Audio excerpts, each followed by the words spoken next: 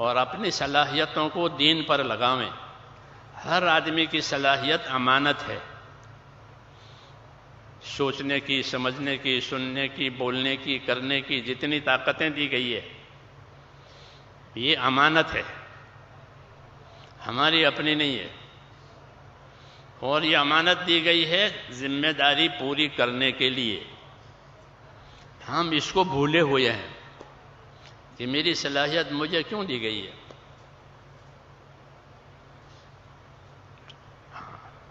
اس لیے صلاحیتیں برباد ہو رہی ہے، جی ہاں، اور ماحول بھی خراب ہو رہا ہے، کیونکہ صلاحیتوں کا صحیح استعمال نہیں ہوتا۔ دعوت اس لیے دی جاتی ہے کہ اپنی صلاحیتوں کو امانت سمجھو، جی ہاں، یہ کسی کام کے لیے دی گئی ہے۔ صحابہ لوگوں کو اس پر ابھارتے تھے کہ صلاحیتوں کی قدر کرو، اللہ تم سے اپنے دین کا کام لیں گے اور تم سے بڑے بڑے کام لیے جائیں گے۔ عبداللہ بن مسعود رضی اللہ تعالیٰ عنہ وہ مشہور صحابی ہیں، وہ بڑے فقیہ ہیں، بڑے ذی علم ہیں۔ ان کو کوفے میں رکھا گیا تھا تعلیم و تبلیغ کے لیے، تو انہوں نے بہت کام کیا وہاں۔ ایک مرتبہ وہ کہیں سے گزر رہے تھے تو ایک گانے والا گانا گا رہا تھا، گویا وہ گا رہا تھا۔ ابن مسعود گزر رہے تھے تو کان پر وہ گانے کی آواز پڑی، تو سر پر کپڑا ڈال لیا۔ ایک منکر چیز ہے، ایک ناجائز چیز ہے، گا رہا ہے۔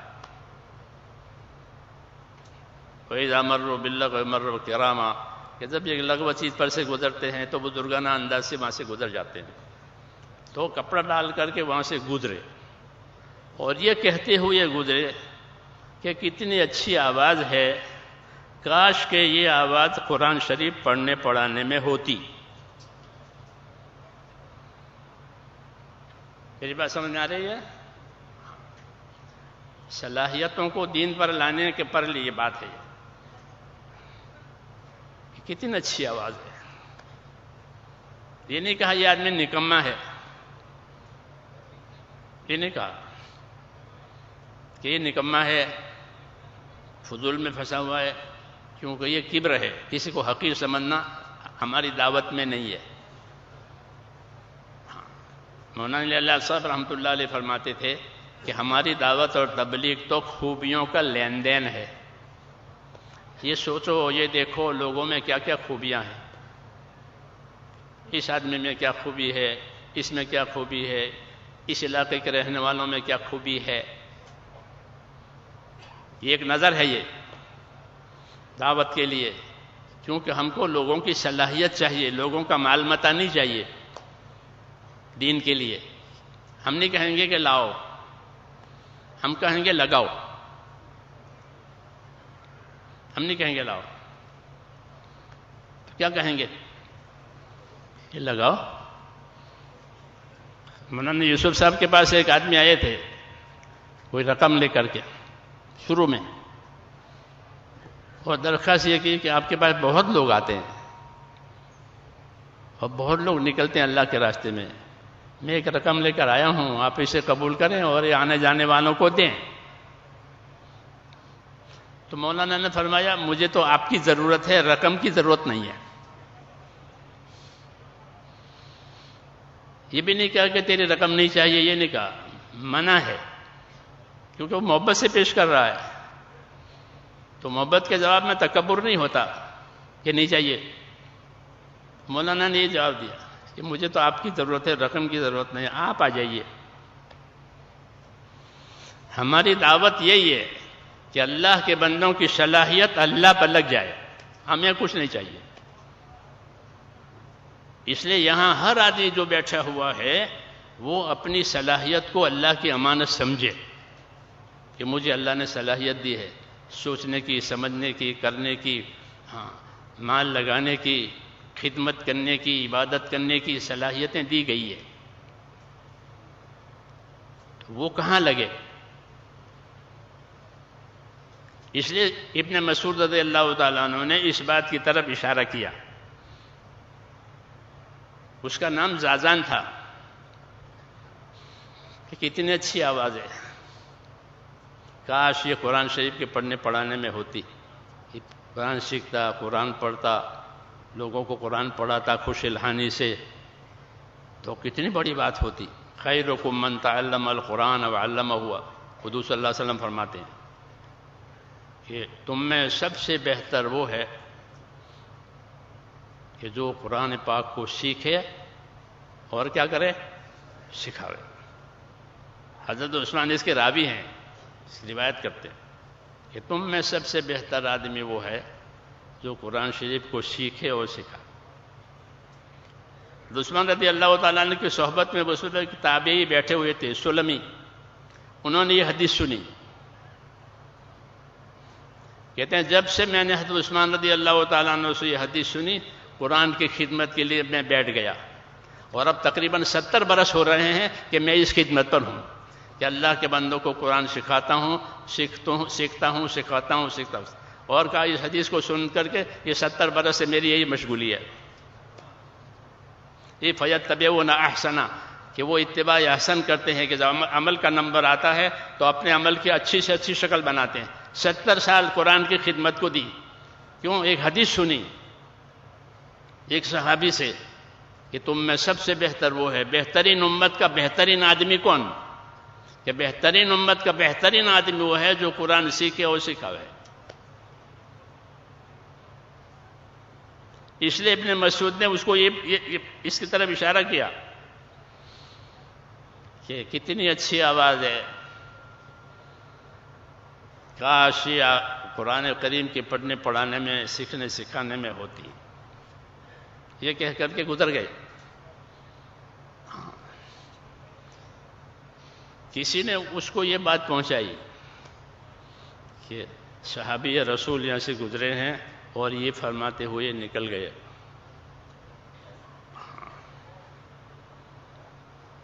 یہ طریقہ ہوتا ہے آدمی کی صلاحیت کو ابھارنے کے لیے۔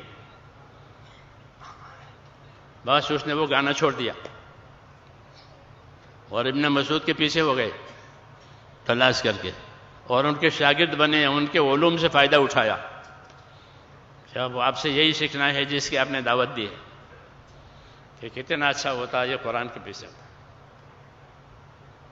تو میں یہ بات کہہ رہا تھا میرے دوستو کہ امت کی صلاحیتیں بہت زیادہ ہیں، ہاں بہت۔ یہ جو بیٹھے ہوئے ہیں یہ سب صلاحیتوں کے مالک ہیں، اس میں کوئی ناکارہ نہیں ہے، کوئی بیکار نہیں ہے۔ اللہ نے کسی کو بیکار پیدا ہی نہیں کیا، ہر کسی کو ایک کام کے لیے پیدا کیا۔ ہر کسی را بہرے کارے ساختن، کہ ہر کسی کو کسی کام کے لیے پیدا کیا۔ انگوٹھا ایک کام کے لیے ہے، انگلی شہادت کی انگلی ایک کام کے لیے ہے۔ جی ہاں، اب تو اس کی بات کھل گئی، انگوٹھے کے نشان لیتے لوگ۔ جی ہاں، یہ دلیل علامتیں ہیں کہ ہماری صلاحیتیں جو ہے کہاں لگے۔ دعوت میں یہی بات کرانی ہے۔ مولانا محمد یوسف صاحب رحمۃ اللہ علیہ فرماتے تھے کہ ہم تو اس محنت کے ذریعے سے، اس دعوت کے ذریعے سے امت کو ایک غلطی میں سے بچانا چاہتے ہیں، جس غلطی میں امت پھنس گئی ہے۔ کہ وہ کیا غلطی ہے؟ فرمایا وہ غلطی یہ ہے کہ آدمی اپنی صلاحیت کو اپنی سمجھتا ہے، مالی صلاحیت ہو، دوسری صلاحیت ہو، یہ میری اپنی صلاحیت ہے، میں جو چاہوں اس میں کروں، میں جو چاہوں کروں، میرا اپنا ہے۔ حالانکہ اس کا اپنا نہیں ہے، اس کو اللہ نے بطور نعمت کے دیا ہے، جو بھی دیا ہے، اور بطور نعمت کے دے کر کے اس کو بطور امتحان قرار دیا ہے کہ ان نعمتوں میں رکھ کر اللہ تمہیں دیکھیں گے کہ تم کیسا کرتے ہو۔ اس لیے جتنی نعمتیں ہیں، جتنے اسباب ہیں، اس کی دو حیثیتیں ہیں۔ ایک حیثیت اس اسباب کی یہ ہے کہ وہ نعمت ہے، تندرستی نعمت ہے، اولاد نعمت ہے، مال نعمت ہے، سمجھ نعمت ہے، قوت نعمت، سب چیزیں نعمت ہے، یعنی اللہ کا انعام ہے۔ نعمت ہونے کا مطلب یہ ہے کہ اللہ نے بغیر مانگے اپنے بندوں کو دیا اور دیتے رہتے ہیں، دیتے رہتے ہیں۔ وہ سوال کرنے کا انتظار نہیں کرتے کہ کوئی سوال کرے اور دیں، ایسا نہیں ہوتا۔ اللہ کی سنت یہ ہے کہ وہ نعمتوں کے دینے میں اپنی طرف سے پہل کرتے ہیں۔ معصور دعاؤں میں ہے اللہم یا مبدع النعم قبل استحقاقها، کہ اے وہ پروردگار کہ جو اپنی طرف سے نعمت دینے میں شروعات کرتے ہیں حالانکہ اللہ پر کسی کا کوئی حق نہیں ہے۔ اللہ پر کس کا حق ہے؟ کہ اللہ پر کسی کا کوئی حق نہیں کہ بھئی ہمارا حق ہے لاؤ، جیسے لوگ مانگتے ہیں، حکومتوں سے اپنا حق مانگتے ہیں، ایک دوسرے سے اپنا حق مانگتے ہیں کہ ہمارا حق ہے۔ اللہ پر کسی کا کوئی حق نہیں ہے، کیوں کہ اللہ سب چیزوں کا مالک ہے، اس کا کوئی شریک نہیں کہ حق مانگے۔ بھائی بھائی کا شریک ہوتا ہے، وہ حق مانگے گا، جی ہاں، اس کا کوئی شریک نہیں، ہاں، اس کے برابر کوئی نہیں، اس کے مثل کوئی نہیں، اس کے مقابل کا کوئی نہیں۔ ہاں، پھر جو دے رہے ہیں تو کہ حق کسی کا بھی نہیں ہے اللہ پر، وہ اپنی طرف سے بطور انعام اور اکرام کے دیتے ہیں، یہ لو یہ لو یہ لو، جو مانگا وہ بھی دیا اور جو نہیں مانگا وہ بھی دیا، اور مانگنے پر جو دیا وہ اس کے مانگنے سے زیادہ دیا، اور اپنی طرف سے شروعات کی ہے۔ ہاں، یہ نہیں کہ کسی کی درخواست آوے تو دیکھے کیسا نہیں۔ حضور صلی اللہ علیہ وسلم اللہ کی یہ شان ظاہر کر رہے ہیں اپنی دعاؤں میں، اللہم یا مبدع النعم قبل استحقاقها، اے وہ ذات کہ جو نعمت دینے میں اپنی طرف سے شروع کرے حالانکہ اللہ پر کسی کا کوئی حق بھی نہیں ہے۔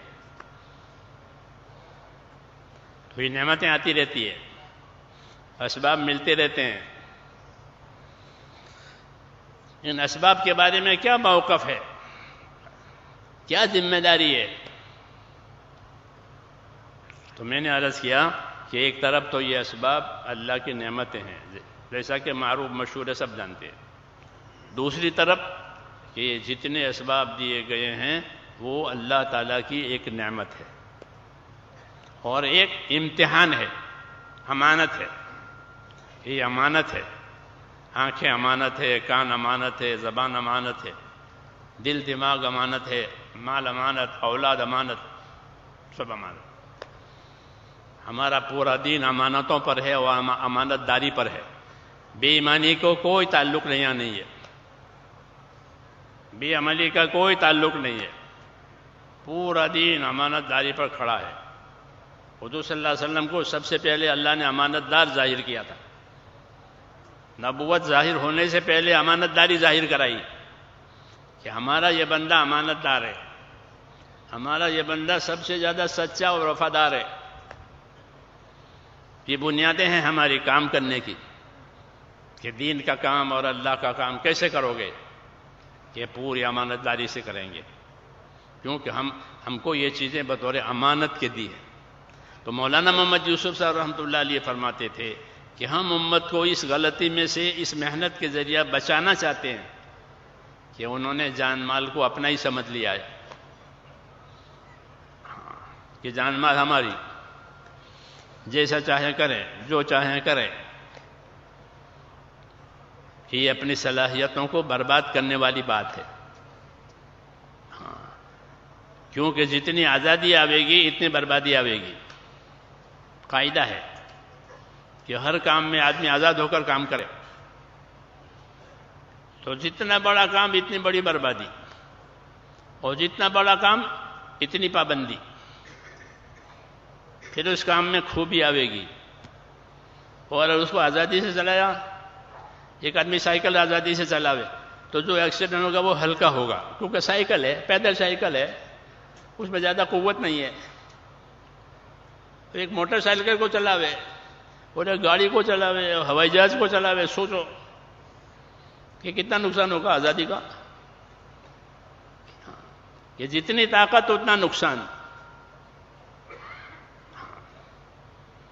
آدمی کو اللہ نے بہت سی طاقتیں دی ہے، جی ہاں، اور دیتے رہتے ہیں، پھر اس کا غلط استعمال ہو کہ یہ بہت بڑا نقصان ہے۔ جی ہاں، آنکھوں کا استعمال، کانوں کا استعمال، دل دماغ کا استعمال، مال کا استعمال، اولاد کا استعمال۔ امام غزالی رحمۃ اللہ علیہ فرماتے ہیں ہر آدمی کی اولاد اس کے پاس اللہ کی امانت ہے۔ اولاد سے خوش ہوتے ہیں لوگ، نہیں ہوتی ہے تو مانگتے ہیں، دعا کراتے ہیں، وظیفے پڑھتے ہیں، کیوں؟ اولاد کی طلب ہے، بے اولاد رہنا نہیں چاہتے۔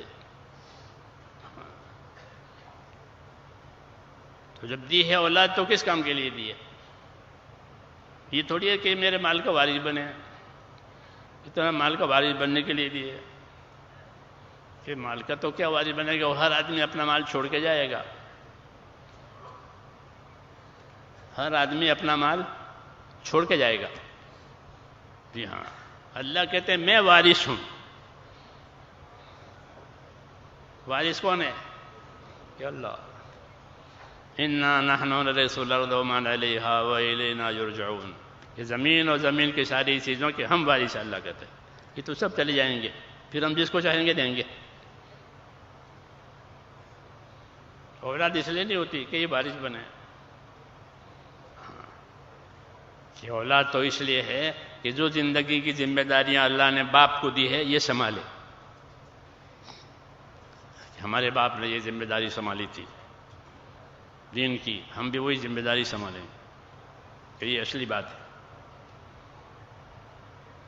تو مولانا کی بات کہہ رہا تھا میں کہ ہم امت کو اس غلطی میں سے بچانا چاہتے ہیں کہ امت نے اپنی صلاحیتوں کو اپنی سمجھی ہے کہ ہماری ہے، جو چاہیں کریں، یہ راستہ صحیح نہیں ہے، بلکہ یہ صلاحیتیں امانت ہے، اور یہ اس لیے دی گئی ہیں تاکہ اس کے ذریعے سے اللہ تعالیٰ کی اطاعت کی جائے، اطاعت پر آنا ہے۔ کیونکہ رسولوں کی بعثت اور رسولوں کا دنیا میں اللہ کی طرف سے بھیجا جانا یہ خالص اللہ کی اطاعت کو زندہ کرانے کے لیے ہوتا ہے، اور کسی کام کے لیے نہیں ہوتا۔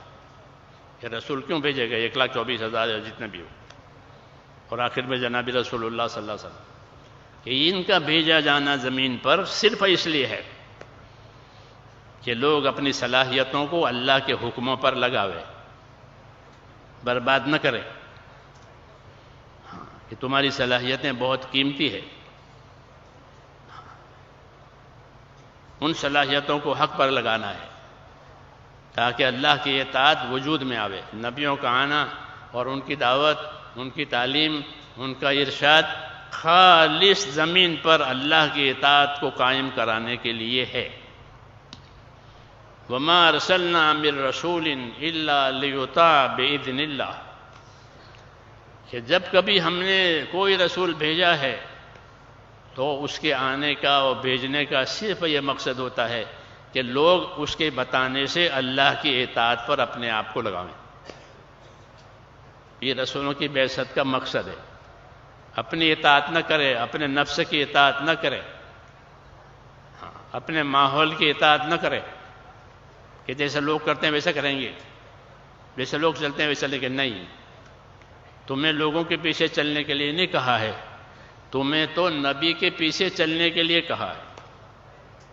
ہاں، یہ ہمارا شرف ہے، یہ ہماری بزرگی ہے کہ اللہ تعالیٰ نے ہم کو کسی ایرے غیرے کے حوالے نہیں کیا ہے، کہ نبی بھیجا ہے، اور نبی بھیج کر پھر اللہ نبی کی رہبری اپنے علم سے کرتے ہیں۔ نبی کو بھی اللہ ویسے نہیں چھوڑتے، بلکہ نبی کی رہبری اللہ کریں گے۔ مولانا محمد الیاس صاحب رحمۃ اللہ علیہ فرماتے تھے کہ قرآن جو ہے وہ نبی کا رہبر ہے، نبی ساری دنیا کا رہبر، ساری دنیا کی رہبری کرنے کے لیے حضور صلی اللہ علیہ وسلم کو بھیجا ہے، اور حضور صلی اللہ علیہ وسلم کی رہبری کے لیے، کہ آپ صلی اللہ علیہ وسلم کی رہبری کے لیے اللہ کا علم یعنی قرآن پاک۔ اس لیے ہمارا کام بہت اونچا ہے، اور ہماری زندگی کا مقصد بہت اونچا، یہ معمولی چیزوں پر یہ زندگی لگ جاوے کہ اس سے زیادہ کوئی کھوٹ اور خسارہ نہیں ہے، بڑا خسارہ کہ معمولی چیزوں پر ہماری صلاحیتیں لگ گئی، ہمارا مال لگ گیا، ہماری فکر لگ گئی، ہماری سوچ لگ گئی، جبکہ ہماری سوچ اور فکر کا معیار بہت اونچا تھا۔ حضور صلی اللہ علیہ وسلم کی اس امت میں ایک ایک آدمی کو ذمہ دار بنا دیا ہے سب کا۔ یہ فرماتے تھے مولانا الیاس رحمۃ اللہ علیہ کے، ایک امتی پوری امت کا ذمہ دار ہے، اور پوری امت اس ایک کی ذمہ دار ہے۔ تو ہماری زندگی ذمہ داریوں والی ہے، کیونکہ ہم امانت کو لیے ہوئے ہیں، جان مال ساری چیزیں امانت ہے، دین بڑی امانت ہے، ہمارے کاندھوں پر امانتیں ہیں، بڑی ذمہ داری، اور ہمارے لیے بڑا انعام ہے، بڑا اکرام ہے اس امانت کے وجہ سے کہ اگر دین کی ذمہ داریاں سنبھالی گئی، جس کے لیے ہم کو اللہ نے ساری صلاحیتیں دی ہے، تو سارے حالات ٹھیک ہو جائیں گے۔ ہاں، لوگ آج حالات سے پریشان ہیں، جس حال میں ہے اسے پریشانیوں کا سامنا ہے، اور اللہ نے دنیا کے کسی سبب میں یہ طاقت نہیں رکھی کہ وہ حالات کو بناوے۔ کوئی سبب دنیا کا، مال ہو، ملک ہو، عہدہ ہو، زمین ہو، ہتھیار ہو، کوئی سبب دنیا کا ایسا نہیں ہے جو حالات بناوے۔ بات کیا ہے؟ اللہ نے حالات کو اپنے قبضے میں رکھا ہے کہ حالات ہم بنائیں گے۔ اسباب بندوں کو دیے ہیں کہ دوا بیچنے والوں کو دی، دوا جاننے والوں کو دی، اور شفا اپنے ہاتھ میں رکھی ہے کہ شفا کون دے گا؟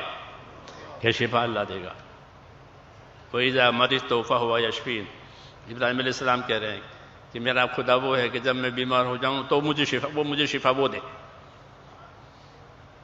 تو دوائیں ہمارے قبضے میں ہیں، علاج کے اسباب ہمارے قبضے میں ہیں، ساری مشینیں ہمارے قبضے میں ہیں، اور شفا کون دے گا؟ کہ شفا اللہ دے گا۔ یہ ترتیب ہے کہ حالات کو اللہ نے اپنے قبضے میں رکھا ہے اور اسباب کو بندوں کو دیا ہے۔ اس لیے اسباب سے وہ ہوگا جو اللہ چاہے گا، وہ نہیں ہوگا جو بندہ چاہے گا، کہ وہ تابع ہے، ہر چیز تابع ہے۔ دنیا کی تمام چیزوں کو اللہ نے مسخر کیا ہے۔ مسخر کرنے کا مطلب یہ ہوتا ہے کہ اس کو ایک کام پر لگایا ہے کہ تجھے یہ کام کرنا ہے، تجھے یہ کام کرنا ہے، پابند کر دیا ہے۔ سورج کو پابند کیا، چاند کو پابند کیا، ہوا کو پابند کیا، سب پابند ہیں، سب پابند۔ جانور پابند ہو جاتا ہے آپ کا، ہاں لوگ جانوروں کو پابند کرتے ہیں، تربیت دیتے، وہ پابند ہو جاتے ساری عمر۔ یہ کیوں؟ کہ اللہ نے اس کو پابند کیا ہے بندوں کے لیے۔ آپ سواری پر سوار ہوتے ہیں تو دعا پڑھتے ہیں، سبحان الذی سخر لنا ھذا وما كنا له مقرنین۔ اس دعا کا یہ مطلب ہے کہ پاک ہے وہ پروردگار جس نے اس جانور کو میرے تابع کر دیا، میری خدمت میں لگا دیا۔ ہاں، وہ جانور ہڑتال نہیں کرتے کہ نہیں مانیں گے، آج کوئی نہیں کرے گا۔ بڑی بڑی طاقتیں جانوروں میں ہیں، ہاتھی، اونٹ، لیکن وہ پابند ہو گئے، اور موت تک کھلاؤ تو کھائے، پلاؤ تو پیے، نہ تو کھڑا رہے۔ ہاں، کیا بات ہے کہ ان کو پابند کیا ہے قدرت سے، تمہاری خدمت کے لیے، تمہاری ضرورتوں کے لیے۔ تو سارے اسباب جو ہیں وہ قدرت کے تحت میں ہے۔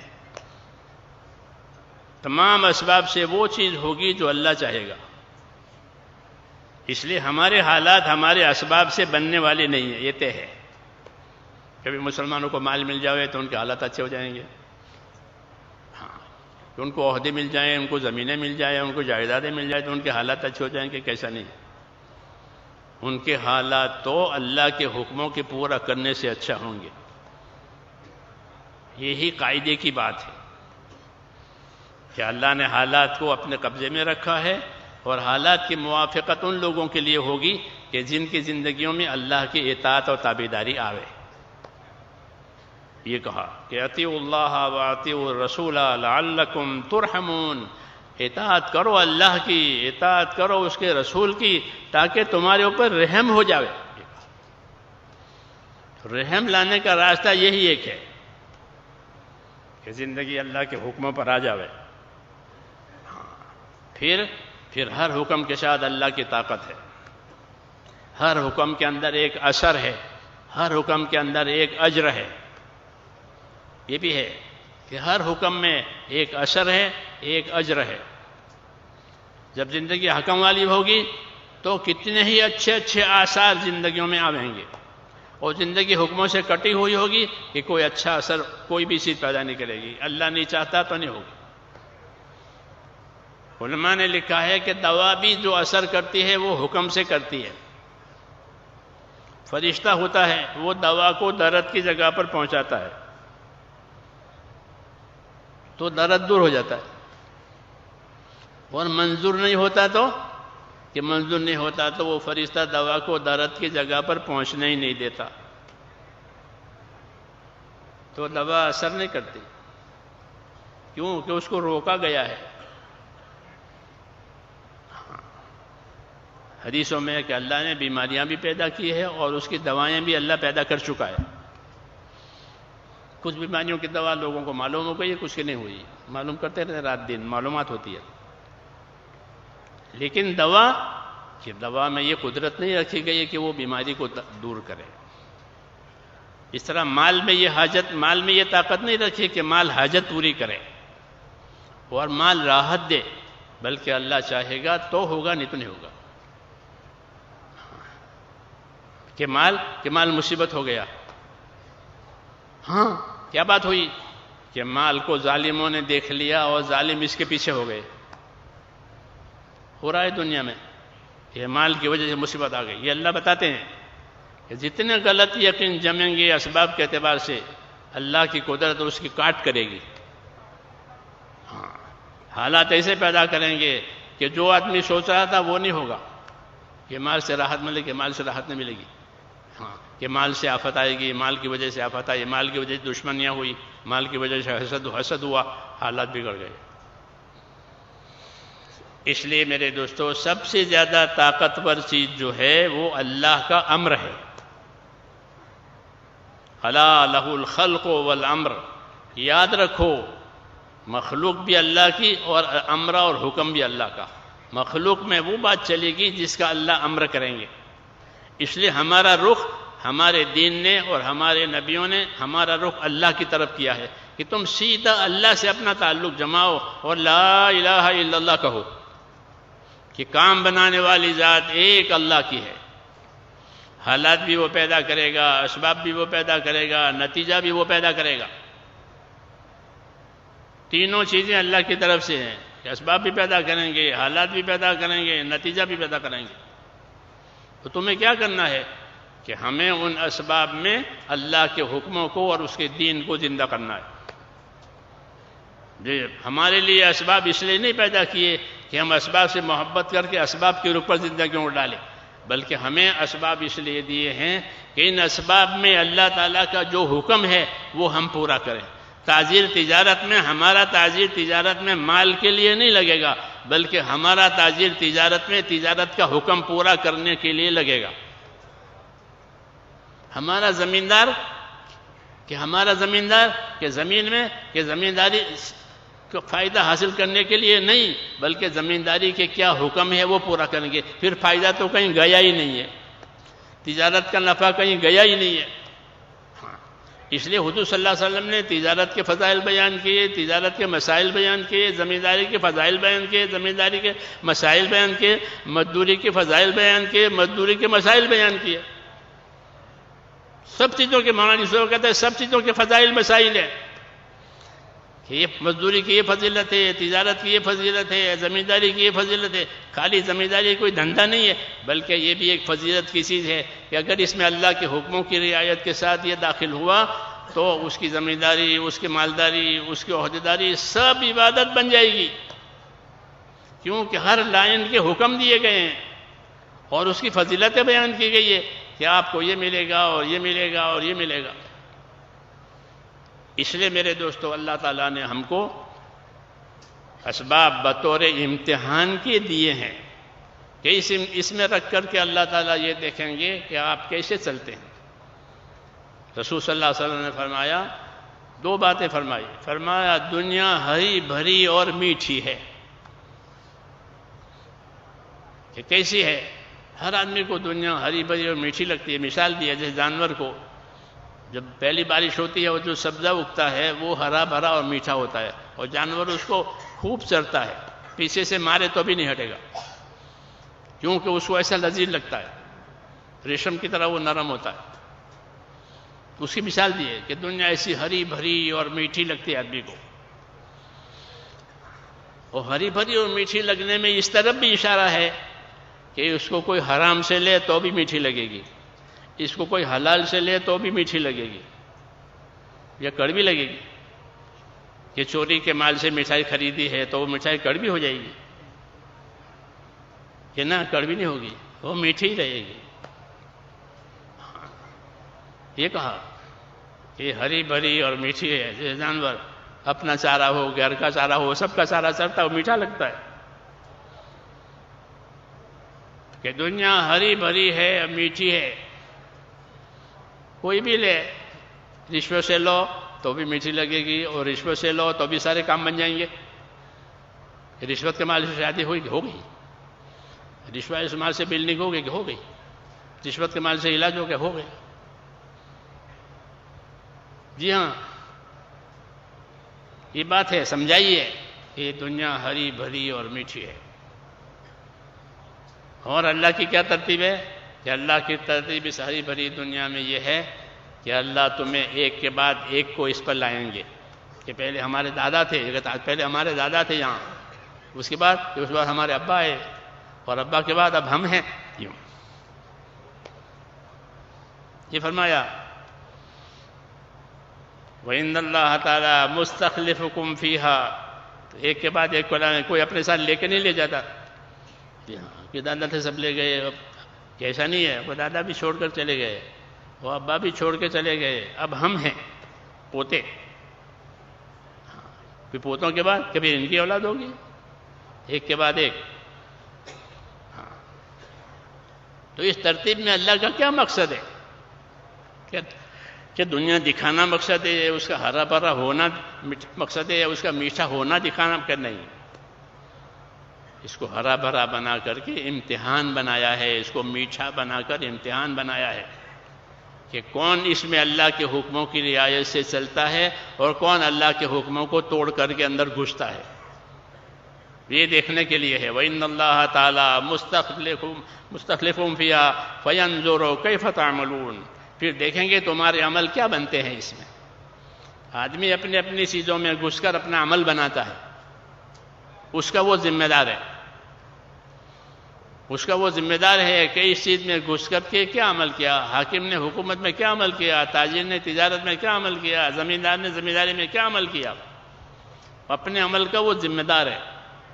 اس لیے فرمایا کہ ایک کے بعد ایک کو لا کر کے اللہ تعالیٰ تمہیں دیکھے گا کہ تم کیا عمل کرتے ہو۔ اللہ کے نبیوں کی تعلیم یہ ہے کہ ہر آدمی اپنے اسباب میں امتحان میں ہے، اس امتحان میں کامیاب ہونے کے لیے وہ کوشش کرے، محنت کرے۔ کہ کون سی محنت؟ کہ اللہ کے حکموں والی محنت کرے۔ جب اللہ کے حکموں والی محنت کرے گا تو کیا نفع ہوگا؟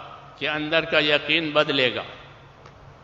سب سے پہلی بات کہ اللہ کے حکموں کی محنت میں یہی سمجھا جاتا ہے کہ کرنے والا ایک اللہ ہے، اور جو ہوگا وہ اللہ کے حکم سے ہوگا۔ اللہ راضی ہوگا تو حالات ٹھیک ہوں گے، ناراض ہوگا حالات بدل جائیں گے۔ یہ دعوت ہے۔ تو جب اس حکم کی اس لائن کی محنت ہوگی تو اندر کا یقین بدلے گا کہ جو ہوگا وہ تو اللہ سے ہوگا، اللہ کے غیر سے ہوگا نہیں، پھر اللہ کو کیوں ناراض کروں۔ اس لیے رخ بدلتا ہے دین کی محنت سے، دنیا کے اسباب میں پھر وہ اللہ کے حکم کو لے کر کے جاتا ہے۔ اللہ کے حکم کو لے کر کے جائے گا، اللہ کے حکم کے ساتھ جائے گا، اور یہی مقصد ہے۔ اسباب کو اللہ نے ہم پر حرام نہیں کیا ہے کہ اس کو چھوڑو، چھوڑنے کی دعوت نہیں دی ہے کہ چھوڑو گھر کو، چھوڑو کاروبار کو، چھوڑو بیوی بچوں کو، کہ چھوڑنے کی دعوت نہیں دی ہے کہ کیوں کہ اللہ نے یہ سب چیزیں بندوں کے لیے پیدا کی ہے. اللہ کہتے ہیں میں نے تمہارے لیے ساری چیزیں پیدا کی ہے. حضور صلی اللہ علیہ وسلم فرماتے ہیں کہ دنیا تمہارے لیے پیدا کی گئی ہے. تو ہمارے لیے ہے. ہاں ہمارے لیے پیدا ہو گئی ہے. تو پھر کیسے حرام کیا جائے گا اس کو؟ کیسے منع کیا گیا؟ کیسے چھوڑا جائے گا اس کو؟ یہ تمہارے لیے ہے تو یہ ہمارے لیے ہے. اور تم کو کس لیے پیدا کیا ہے؟ کہ تم کو اپنی دنیا میں آخرت بنانے کے لیے پیدا کیا ہے. یہ راستہ ہے کہ دنیا سے آخرت بناؤ. یہ دعوت ہے اور یہ سمجھداری کی بات ہے کہ بنانے والے نے یہ رہبری کی ہے کہ دنیا تمہارے لیے ہے اور تم آخرت کے لیے ہو. اس لیے کامیاب بندہ وہ ہے جو اپنی دنیا سے آخرت بناوے. قارون کو اللہ نے مال دے کر یہ دعوت دی تھی. بہت مال دیا تھا اس کو. اس کے قصے مشہور ہیں. تو اس کو مال دے کر کے یہ دعوت دی تھی کہ وابتغی فیما آتاک اللہ الدار الآخرہ ولا تنس نصیبک من الدنیا، کہ تجھ کو اللہ نے جو مال دولت دے رکھی ہے اس سے تو اپنی آخرت بنا لے. اور یہ دعوت ہر مالدار کو ہے، چاہے اس کے پاس مال تھوڑا ہو چاہے اس کے پاس مال زیادہ ہو، کہ وہ اپنے مال سے آخرت بناوے. دنیا سے دنیا بنانے کی دعوت نہیں ہے کہ دنیا سے دنیا بناؤ، وہ تو بنے گی، لیکن دنیا سے آخرت بنانا کہ ہاں اس کا طریقہ الگ ہے. اس کا طریقہ یہ ہے کہ اندر کا یقین بدلے، اندر اللہ تعالیٰ کا خوف آوے، ہاں اندر اللہ کی نعمتوں کی اور اس کے احسانات کی قدر آوے، اور پھر اپنے اسباب کو اپنی صلاحیتوں کو حکم کے مطابق استعمال کرے کہ دنیا آخرت بن جائے گی. اسی دنیا سے آخرت بنے گی، اسی دنیا سے آخرت اجڑ بھی جائے گی. کہ اگر اپنے اسباب میں اپنی خواہشوں کے ساتھ آدمی استعمال ہوا تو وہ اپنی صلاحیتوں کو برباد کرے گا، اپنی خواہشات میں، من چاہی میں. حضور صلی اللہ علیہ وسلم نے ہم کو اسی سے آگاہ کیا ہے کہ کوئی اپنی صلاحیت کو برباد نہ کرے اللہ کے نافرمانیوں میں اور اپنی خواہشوں میں، بلکہ اپنی صلاحیتوں سے اپنے آپ کو ایمان والا، دین والا، تقوی والا بناوے. پھر اللہ دنیا کی نعمتیں برکت کے ساتھ دیں گے. یہ بھی دستور ہے اللہ کا کہ جب ایمان اور تقوی اندر آ گیا تو اللہ نعمتیں بھی دیں گے اور برکت کے ساتھ دیں گے. دو طریقے سے دیتے ہیں، برکت کے ساتھ بھی دیتے ہیں، الجھن کے ساتھ بھی دیتے ہیں. الجھنوں کے ساتھ دیں گے کہ بہت دیا ہے لیکن بہت الجھن ہے. صبح کام ہوتی ہے، شام کو ہوتی ہے، پر پتہ نہیں چلتا، اتنے الجھنے ہیں. نیند نہیں آتی، نیند کی گولیاں کھاتے ہیں. کیوں کہ الجھنے ہیں. دنیا کے اسباب دیے ہیں الجھنوں کے ساتھ، دنیا کے اسباب دیے ہیں برکتوں کے ساتھ. یہ ترتیب ہے اللہ کی کہ اگر دنیا کو ایمان بنا کر، تقوی بنا کر، محنت کر کے لیے ہے کہ یہ دنیا برکتوں والی ہوگی. اللہ تعالیٰ ایمان والوں کو برکت بھی دیتے ہیں، بدلہ بھی دیتے ہیں، دونوں دیتے ہیں. نماز کی برکت بھی ہوگی، نماز کا بدلہ بھی ہوگا، دونوں احسان ہے اللہ تعالیٰ کا. تو راستہ برکتوں کا بتایا ہے کہ اللہ سے دعا مانگو کہ اللہ ہمارے تمام کاموں میں برکت دے. دعائیں ہیں. نبیوں کو برکتوں کی بشارت دی جاتی تھی کہ آپ کو برکت کی بشارت ہے. کیوں کہ برکت جو ہے وہ ایمان کا سایہ ہے. جب ایمان تیار ہوگا اندر تو برکت ضرور آئے گی. جیسے درخت کھڑا ہو گیا تو سایہ ضرور پڑے گا. درخت کھڑا ہو گیا تو سایہ پڑے گا نہیں پڑے گا؟ وہ سایہ ہر وقت رہے گا، ہر روز، اور پھل وقت پر آئے گا.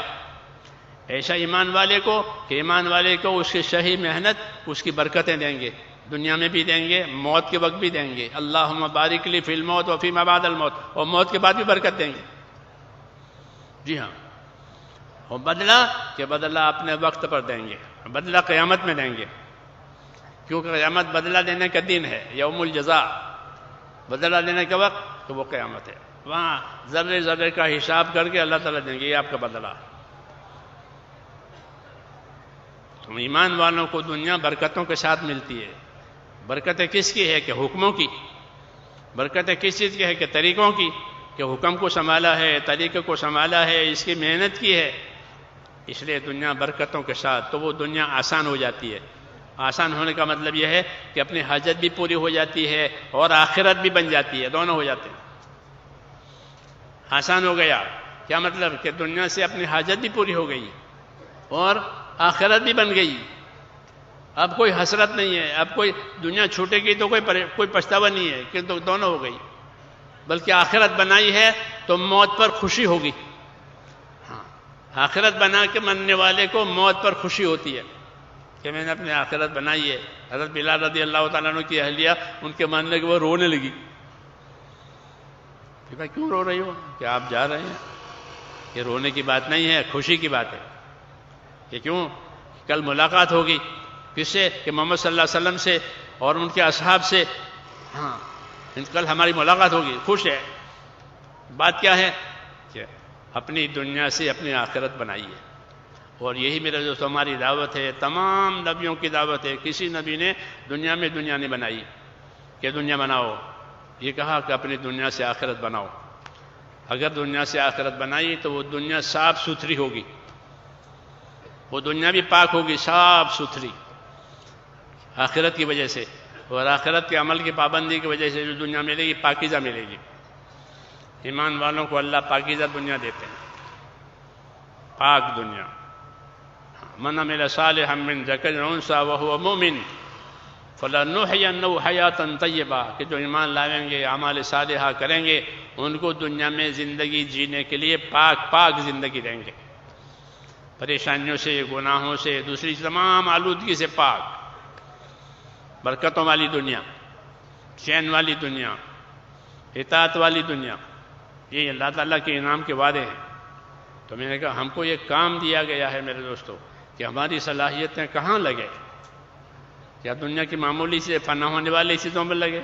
کہ نہیں، ہماری صلاحیتیں بہت قیمتی ہیں۔ ایک سبحان اللہ بہت پہاڑ سے بڑا ہے، ایک سبحان اللہ، مسلمان کا سبحان اللہ، ایک سبحان اللہ بہت پہاڑ سے بڑا ہے۔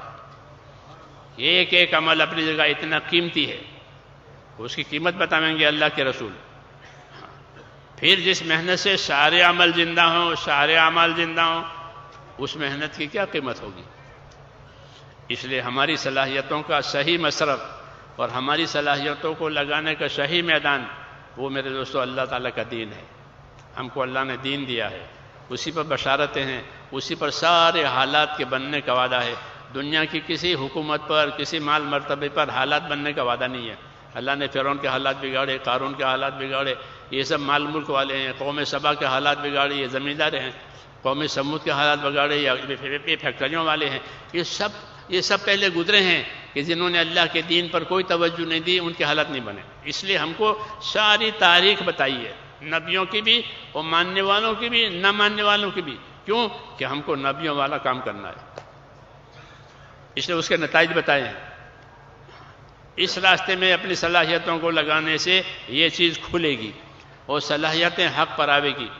جی ہاں، کہ بس پھر یہ نعمت ہی نعمت ہے، دنیا اور آخرت۔ حضور صلی اللہ علیہ وسلم فرماتے تھے کہ اللہ نے مجھ کو دنیا اور آخرت کی خیر کے ساتھ بھیجا ہے۔ ابو سفیان سے فرماتے تھے کہ اللہ مجھے دنیا اور آخرت کی خیر کے ساتھ بھیج چکا ہے، اب اس کو لے لو تو دنیا اور آخرت کی خیر آئے گی۔ اس لیے میرے دوستو ہمیں بھی یہ فیصلہ کرنا ہے کہ اللہ نے جو اسباب دیے ہیں، جو نعمتیں دی ہیں، جو صلاحیت دی ہیں، اس کا استعمال اور اس کا خرچ کہاں ہو؟ کہ اللہ کے حکم پر ہو، دین کی محنت پر ہو۔ تو کیا غریب ہو جائیں گے؟ دین کی محنت کرنے سے غریب ہو جائیں گے اور دنیا کی محنت کرنے سے مالدار ہو جائیں گے؟ ایسا نہیں ہے۔ مولانا ابراہیم صاحب دیولہ کے بیان سننے کے لیے ہمارے چینل کو سبسکرائب کریں، اور مولانا کا بیان اچھا لگا ہو تو ویڈیو کو لائک کریں، اپنے دوستوں سے، فیملی ممبر سے شیئر کریں۔ السلام علیکم۔